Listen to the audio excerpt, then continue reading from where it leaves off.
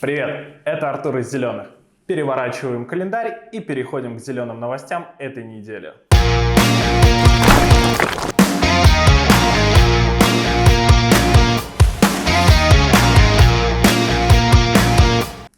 Больше 10 видов животных в России признаны вероятно исчезнувшими, согласно итогам последней инвентаризации Минприроды России. И в этот список входит лошадь Пржевальского. Список исчезнувших животных вы можете видеть на экране.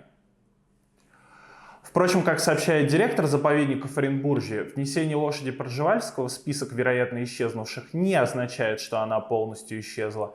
Это был технический шаг. Сегодня в заповеднике Оренбургской области уже живут 69 лошадей Пржевальского. В этом году родились рекордные 15 жеребят. Но животные продолжают исчезать.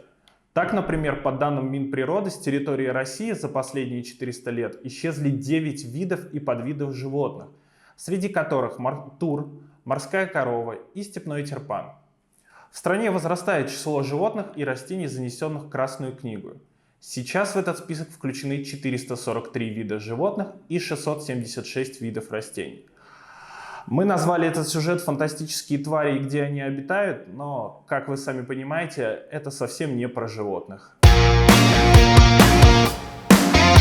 А вот как же так получается, что животные исчезают? Об этом нам могут рассказать в Якутии.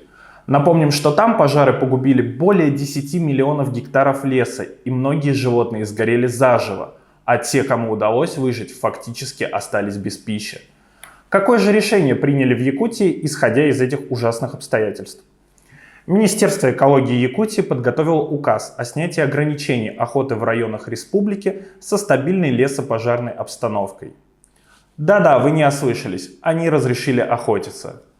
Партия «Зеленые» требует запретить охоту в Якутии на выживших после пожаров животных.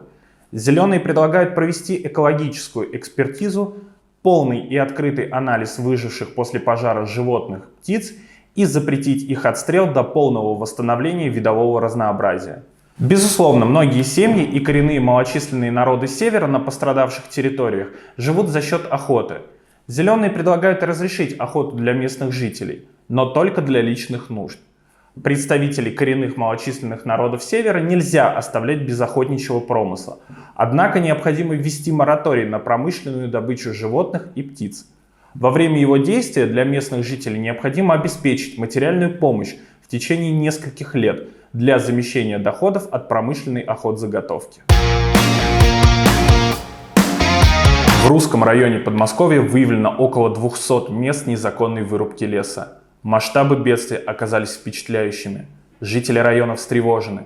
Лесным насаждениям региона наносится непоправимый урон.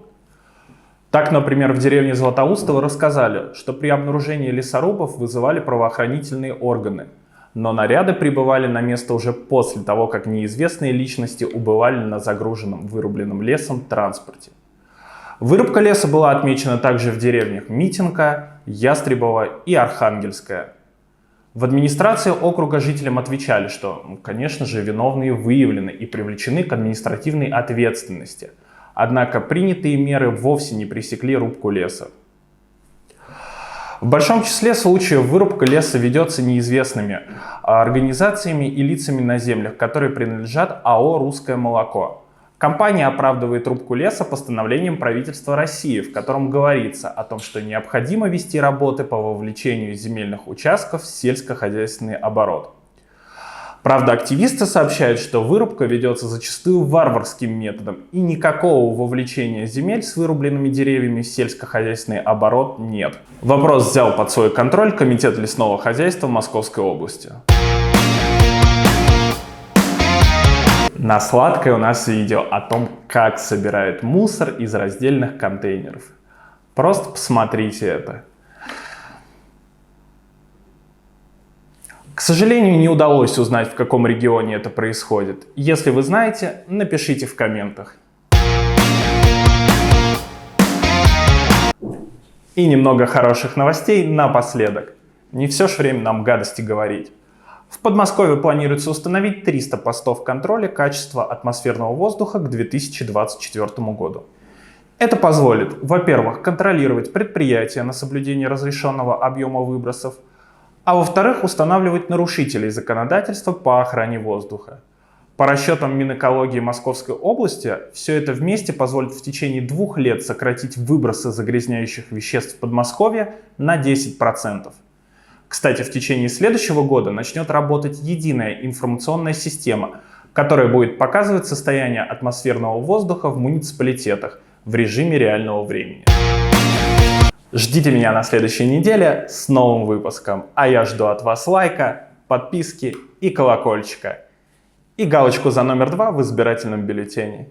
И да пребудет с вами Мать Природа!